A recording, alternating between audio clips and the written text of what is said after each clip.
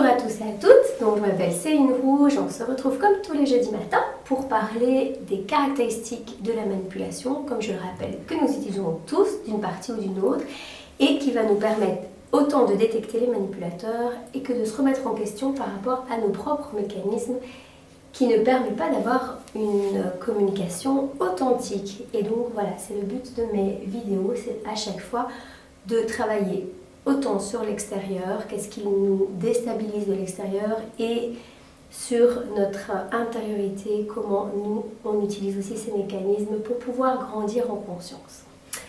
Alors je suis, comme j'ai dit, je m'appelle Céline Rouge, je suis coach de vie thérapeute et cofondatrice de l'ASBL Checopa, l'acronyme de Chenico Compte Papillon, qui permet aux personnes de grandir par elles-mêmes et de devenir autonomes, de sortir de toutes les formes d'emprise, qu'elles soient sectaires, relationnelles, entrepreneuriales ou autres. Alors aujourd'hui nous allons voir la 10e caractéristique, c'est-à-dire qu'ici on est au tiers des 30 caractéristiques qu'Isabelle Nazarega a démontré dans son livre « Les manipulateurs sont parmi nous ».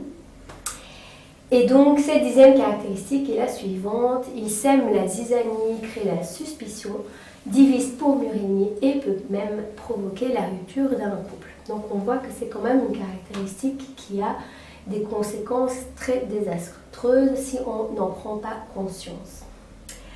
Alors, par rapport au fait de créer la zizanie, de créer la suspicion, de semer la zizanie, il faut faire attention dans le sens où ce n'est pas parce qu'une personne est, comme je l'ai expliqué dans le triangle de Karpman, révélatrice d'un problème qu'elle est manipulatrice.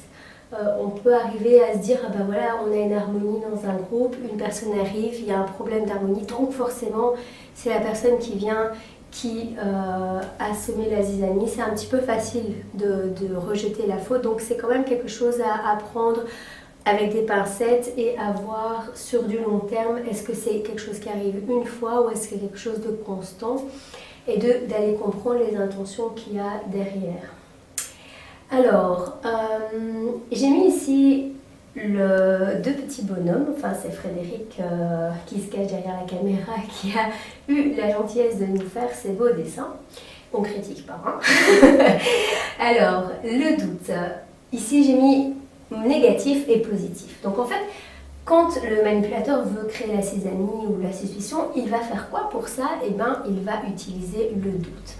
Alors le doute, il a un côté négatif, c'est-à-dire qu'il va déstabiliser la personne, et comme je l'ai expliqué dans d'autres vidéos, quand on vous déstabilise de manière mentale ou émotionnelle, vous perdez vos repères et donc vous n'êtes plus à même de prendre des bonnes décisions.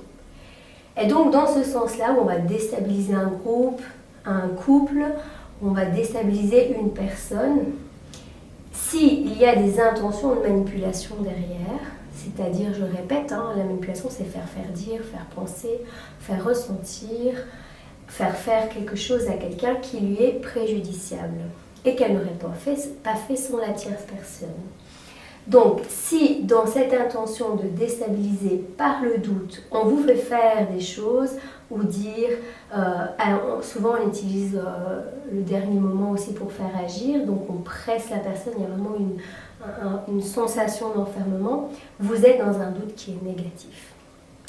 Maintenant, il faut comprendre que la déstabilisation, c'est aussi ce qui va nous faire évoluer. C'est-à-dire que si on veut grandir, il va falloir qu'on remette nos croyances à plat pour les voir si elles nous conviennent ou pas.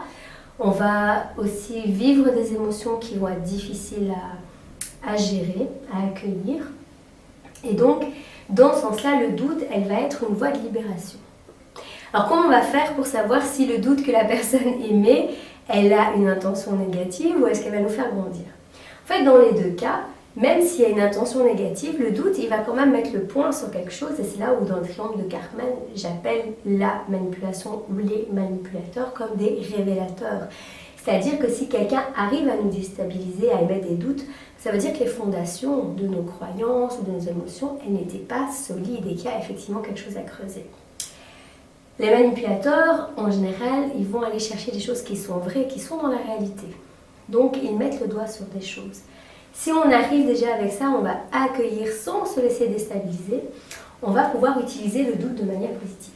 Alors, je vous l'accorde, c'est pas quelque chose qu'on peut faire si on est dans un environnement de manipulation. Si on arrive à prendre soin de nous, qu'on est dans un environnement sain et qu'il y a un problème avec un manipulateur qui va semer la zizanie, on va pouvoir à ce moment-là prendre la température en nous pour voir où est-ce qu'on en est, est-ce qu'on a grandi, est-ce qu'on arrive à nous déstabiliser ou pas. Ça, c'est très important de le comprendre. Alors, le doute en positif, eh bien, c'est quand même l'arme secrète que Chocopa utilise pour aider les personnes à se libérer des problèmes sectaires. Seulement, quand nous, on utilise le doute, on travaille avec les personnes aussi dans leur stabilité émotionnelle.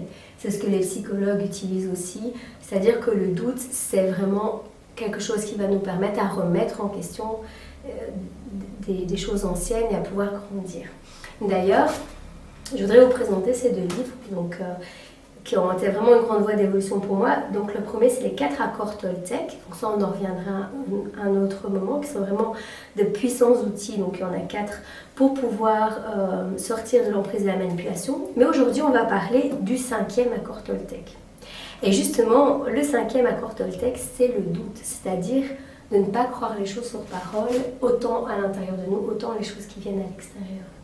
Et donc ce doute, il va être positif avec des conditions. C'est-à-dire que si quelqu'un émet un doute, mais qu'il a déjà une réponse et qu'il veut que vous arriviez à cette réponse, il y a effectivement une intention derrière de vous manipuler, puisqu'il veut vous faire dire ou penser ou ressentir des choses. Par contre, si quelqu'un, dans un accompagnement où vous êtes d'accord avec cet accompagnement, ou que vous accueillez ce que la vie met sur votre chemin, grâce au manipulateur aussi, vous permet de trouver vos propres réponses, en sachant que vos réponses sont les vôtres et qu'il n'y a pas de vrai ou de faux, donc c'est vos réponses dans l'instant, dans le moment, ça va vous construire. Donc le doute, ça permet aux gens de se libérer, de remettre en question, ça c'est très très très important. Donc il va l'utiliser, cet outil, mais assez fin. Donc lui, qu'est-ce qu'il va faire? Il va aussi diviser pour mieux régner, c'est-à-dire que il va faire une inversion des rôles. Il va montrer en fait que c'est pas lui le manipulateur, que c'est pas lui le problème, ou il est en train de faire des magouilles par derrière, il veut montrer autre chose. Et donc il va montrer du doigt, il va faire en sorte que la collectivité ou l'individu en face de lui regarde dans une certaine direction. C'est pour ça qu'il faut faire attention à 2 choses. La première, c'est une règle en or que je donne à toutes les personnes qui sont dans un environnement de manipulation, ne jamais prononcer le mot manipulateur. Si vous accusez quelqu'un de manipulateur, vous êtes dans une double inversion de rôle, c'est-à-dire que, en gros, c'est celui qui dit qu'il est.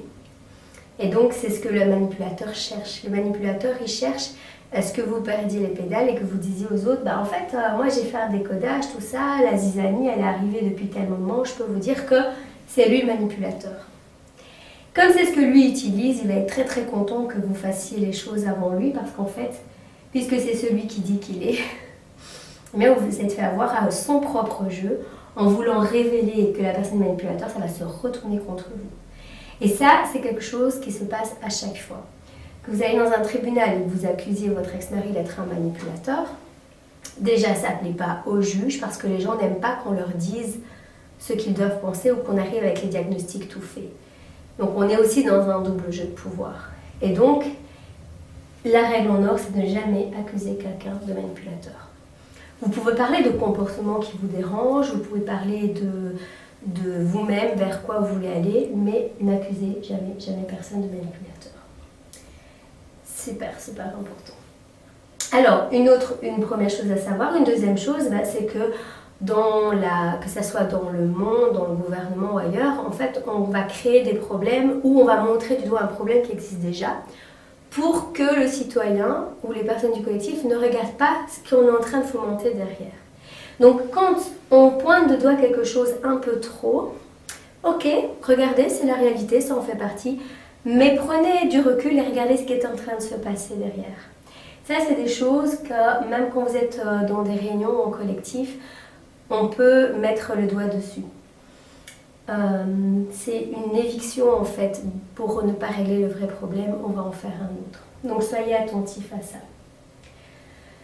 Alors, une solution qu'il y a aussi, si par exemple, vous êtes dans un climat où vous ressentez qu'il y a de la suspicion, du jugement, que vous êtes dans un collectif, dans des réunions de travail ou de projet, ce qui est très intéressant, c'est de demander qu'on puisse mettre un cadre de sécurité. Et ce cadre de sécurité, vous pourrez demander qu'il n'y ait pas de jugement. Et donc, si on ne met pas de jugement, on ne peut pas mettre de suspicion parce qu'on ne va pas remettre en question les intentions des personnes.